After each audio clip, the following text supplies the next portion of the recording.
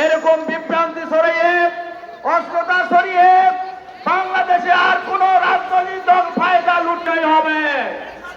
আমরা আপনাদেরকে স্পষ্ট করে বলতে চাই, যারা আমাদের হারিয়ে চেষ্টা করছেন, নেকা খুলে দিচ্ছেন, বৃদ্ধ মায়ের পেটে লাথি, কোন নারী হেনস্থাকারীকে 12 তারিখের নির্বাচনে আমরা বেতনকারীদেরকে লাল কার্ড দেখাবো ইনশাআল্লাহ।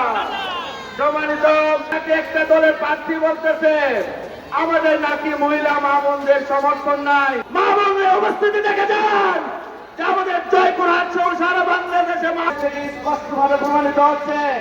জয়পুরহাট সহ সারা বাংলাদেশে তবে অংশগ্রহণের জন্য ধন্যবাদ জানিয়ে আমি আমার সংক্ষিপ্ত কথা, বাংলাদেশ জামাত ইসলামী জিন্দাবাদ, দাঁড়িপাল্লা মার্কা জিন্দাবাদ, দাঁড়িপাল্লা। এবার উপস্থিতি এ পর্যায়ে বক্তব্য রাখছেন বাংলাদেশ জামাত।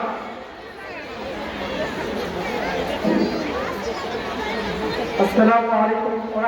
জয়পুরহাট জামাতের জেলা জামাতের সময় জামাত মনোনীত প্রার্থী জনাব মাহফুজুর রহমান সংগ্রামী সেক্রেটারি জনাব গোলাম কুরিয়া মন্ডল ভাই, আমরা দীর্ঘদিনের অপেক্ষায় ছিলাম সেই রাসূলের প্রতি সকলের উপস্থিতি। আমরা একটি ক্রান্তিকাল পার করতেছি বাংলাদেশে।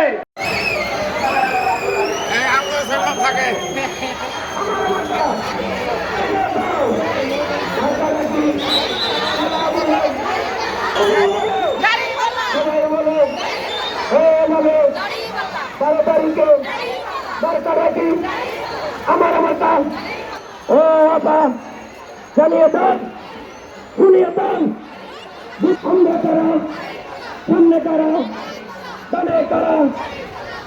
ও বাবা সবচেয়ে ভালো, সবচেয়ে ভালো।